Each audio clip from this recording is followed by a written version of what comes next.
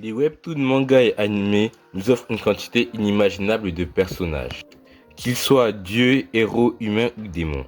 Malheureusement, c'est une dinguerie comment à cause des personnages comme Sakura, j'ai l'impression que plus personne ne respecte les personnages féminins, alors que la plupart sont incroyables. Voilà pourquoi je fais cette vidéo pour vous montrer les meilleurs persos féminins. Je ne t'oblige ni à liker ni à t'abonner, sinon c'est parti pour la vidéo. Yamada Asaemon Sajiri.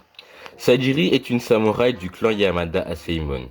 Si au début de l'œuvre elle était énormément sous-estimée par ses frères d'armes, en évoluant, elle a su gagner le respect des plus grands tels que Gabimaru, Shugen ou encore Rien.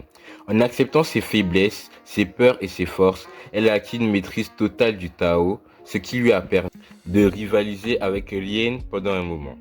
Mais si c'est un très bon perso, c'est surtout grâce à sa gentillesse et à sa capacité à évoluer à chaque combat et à se rendre utile à chaque combat.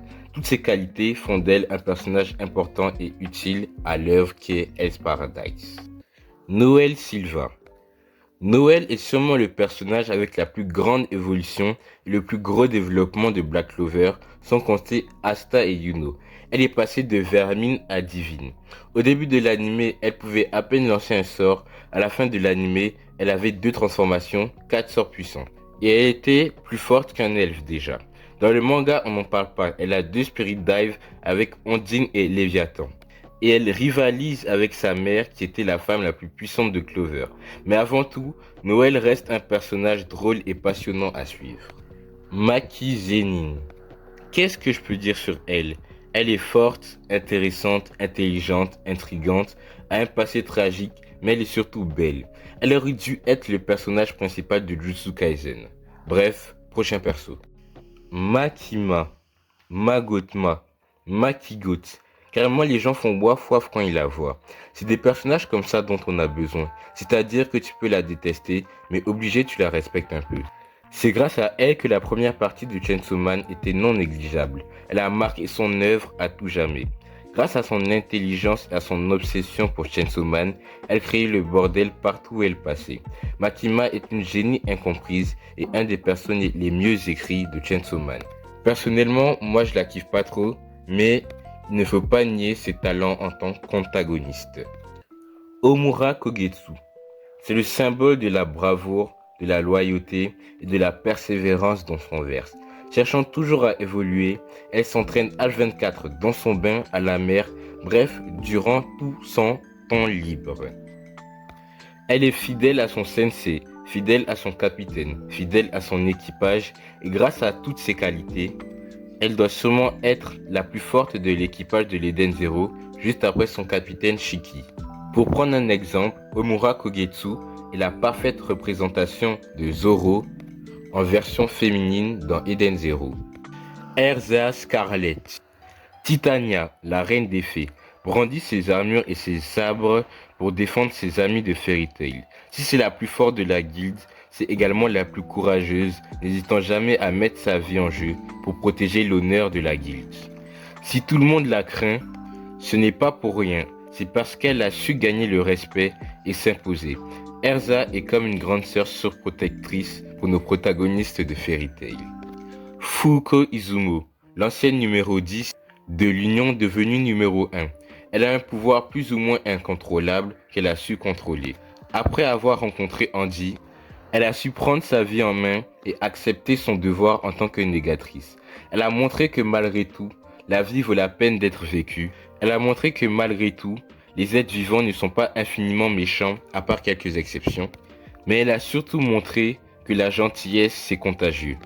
Cela fait d'elle un très bon protagoniste et un très bon personnage féminin pour Undead Unluck.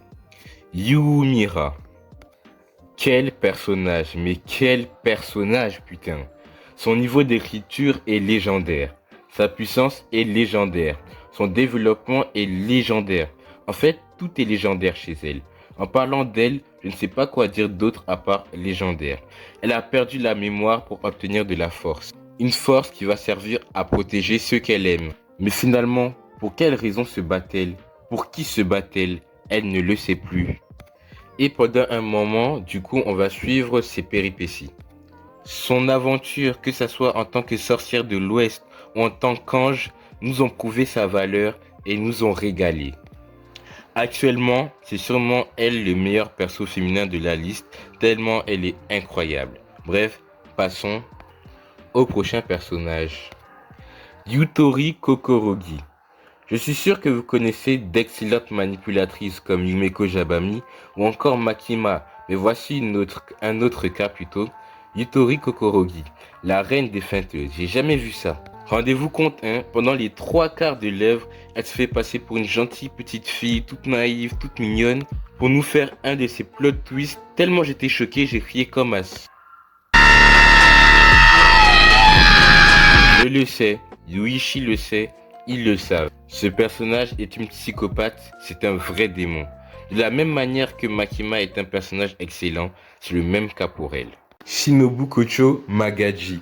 J'ai fait énormément de TikTok sur elle. D'ailleurs, allez voir mon compte TikTok, c'est en description. Donc voilà, il faut se rendre compte que sans Shinobu, Demon Slayer c'est fichu.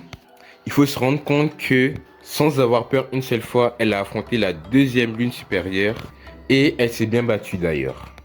Et il faut se rendre compte que les goths des piliers, la goth des piliers, ce n'est pas Mitsuri, ce n'est pas Gyome, ce n'est pas Muishiro, ce n'est pas Obanai, ce n'est pas Giyu, ce n'est pas Tengen, ce n'est pas Rengoku, mais c'est Magaji Shinobu.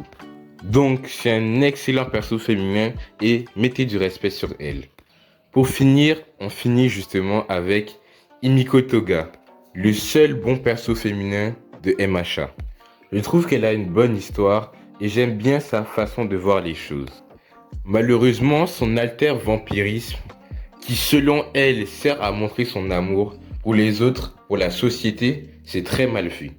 Et n'oublions pas, malgré tout, Himiko Toga reste un personnage très jeune. Elle a le même âge qu'Izuku, Oshako, etc. Donc c'est très intéressant de suivre son évolution, l'évolution de son alter, l'évolution de son amour et comment se terminera son histoire. En conclusion, les personnages féminins ne sont pas tous éclatés et inutiles comme Tenten. La plupart sont très importants et utiles aux œuvres. Donc bref, j'espère que la vidéo t'a plu. Si c'est le cas, tant mieux. Si elle t'a pas plu, tant pis. C'était l'homme de Shinobu. Peace, on se revoit à la prochaine.